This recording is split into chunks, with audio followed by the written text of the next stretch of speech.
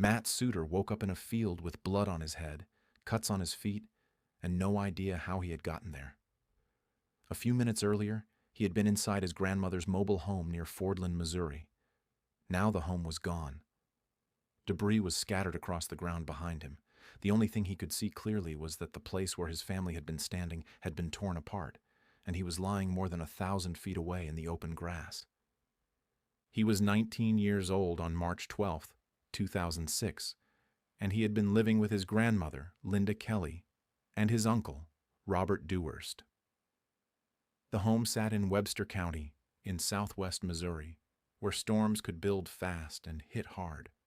That night, severe weather moved through the region as part of a larger outbreak that produced dozens of tornadoes across the central United States. Warnings had been issued, but inside the mobile home, the danger became real only when the sound reached them. Matt later said it grew louder and louder, like 10 military jets coming straight at the house. Wind hit the trailer hard. The walls started moving. The roof shifted. The floor rolled under him in a way he later compared to jello. Doors tore away. Windows broke. The whole structure began to fail around 3 people who had nowhere safe enough to go. Linda was in the kitchen. Robert was elsewhere in the home. Matt was in the living room wearing only boxer shorts, standing on the sofa and trying to close a window against the force outside. The wind had already taken control of the trailer. This was not the dramatic distance people later talked about. This was the small, terrifying moment before it, when a teenager had one hand near a window and the house under his feet no longer behaved like a house. The tornado struck directly. The exterior doors came off. The windows blew out. The frame twisted. Matt remembered his section of the trailer flipping and breaking apart. Then something heavy hit him in the head. It was a lamp. The blow opened a deep cut and knocked him unconscious. After that, he remembered nothing. He did not remember being pulled from the trailer. He did not remember the walls and ceiling tearing away around him. He did not remember leaving the ground. He did not remember the wind carrying him above the field, over fences and debris, while pieces of the home were being ripped apart behind him. By the time his body came down, he was far from the wreckage, alive but unconscious in grass. The tornado that hit the home was rated F2 on the Fujita scale. It was powerful enough to destroy mobile homes, lift vehicles, and turn ordinary objects into missiles. But Matt's survival would become the detail that made meteorologists and disaster researchers stop and measure what had happened.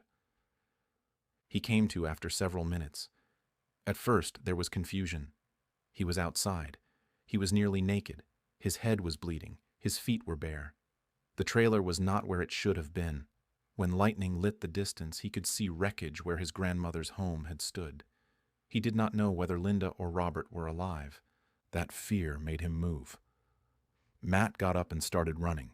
He climbed over a barbed wire fence. Gravel cut into his bare feet as he ran down the road toward a neighbor's house. He was bleeding from the head wound, disoriented, and trying to reach help before he even understood how far he had been carried. The neighbor was Don Cornelison. Matt reached his door and told him the storm had blown him way out into the field. He did not know if his grandmother or uncle had survived.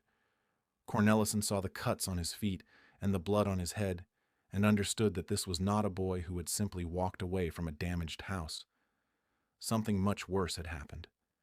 Cornelison called Matt's brother, and Matt was taken back toward the trailer site. What he found there confirmed what he had seen from the field. The mobile home had been destroyed. The deck was the only part left mostly intact. Debris was everywhere. Linda Kelly and Robert Dewhurst had been buried under the wreckage, but both survived and managed to get free. Linda had immediately called out for Matt after the storm hit, but there was nothing left where he had been standing. She later said she wanted to find him, but was afraid of what she might find. For several minutes, her grandson had not merely been missing from a damaged home, he had vanished from it. Emergency responders and officials pieced the event together afterward. Matt had not been dragged along the ground for that distance. His injuries did not match that. Dr. Ron Buening, his physician, said the lack of widespread abrasions and bruising supported the account that he had been lifted and carried through the air rather than scraped across the field. His major injury was the cut from the lamp, which required 5 surgical staples. Other than that and the cuts on his feet from the run for help, he was intact. A National Weather Service official measured the distance with GPS technology. From the destroyed trailer to where Matt woke in the field, the distance was 1,307 feet. It was longer than 4 football fields. Guinness World Records later recognized him for the farthest distance survived in a tornado. Tornadoes do not carry people gently. The wind inside and around them is chaotic. A person can be hit by wood, glass, metal, furniture, tree limbs, and pieces of buildings. A body can be thrown into the ground, dropped onto wreckage, wrapped in debris, or struck repeatedly before landing. Even being lifted a short distance in a tornado can be fatal. Matt had been carried 1,307 feet and set down in soft grass with only minor injuries. Tornado researcher Tom Grazoulis said he did not know of anyone who had been carried that far by a tornado and lived. The previous case, often compared to Matt's, had happened in South Dakota in 1955, when a 9-year-old girl and her pony were reportedly carried about 1,000 feet and survived. Matt's distance passed that mark. For Matt himself, the record was not the point at first. He had been unconscious during the flight, so there was no clear memory of being in the air. There was only the noise before the lamp hit him, the trailer coming apart, then the field, the blood, the fence, the road, and the neighbor's door. The most impossible part of the story was the part he could not remember. His grandmother looked at it differently. The house could be replaced. The belongings were just things. What mattered was that Matt had come back alive. She and Robert had survived under the wreckage. Matt had survived the part of the storm that should have killed him before anyone knew where to look. In the days after the tornado, reporters came to hear the story. Matt told them he had once said he wanted to see a tornado. After surviving one from the inside, he no longer spoke of that wish lightly. He also said he was grateful to be alive and planned to help his grandmother rebuild. The family talked about building a storm cellar so no one would ever have to rely on luck like that again. The tornado did not make him invincible. It made clear how narrow the line had been. If he had landed on a fence post, in trees, on wreckage, or on pavement, the story would have ended differently. If the lamp had struck him harder, or if debris had wrapped around him in the air, or if he had come down head first, there would have been no run down the gravel road and no knock on Don Cornelison's door. Instead, a 19-year-old who had been pulled from a collapsing mobile home woke in a field and stood up. His grandmother and uncle survived the wreckage behind him. The distance was measured. The record was recorded. And Matt Suter became one of the strangest documented survival stories in American tornado history. What happened near Fordland was not a legend.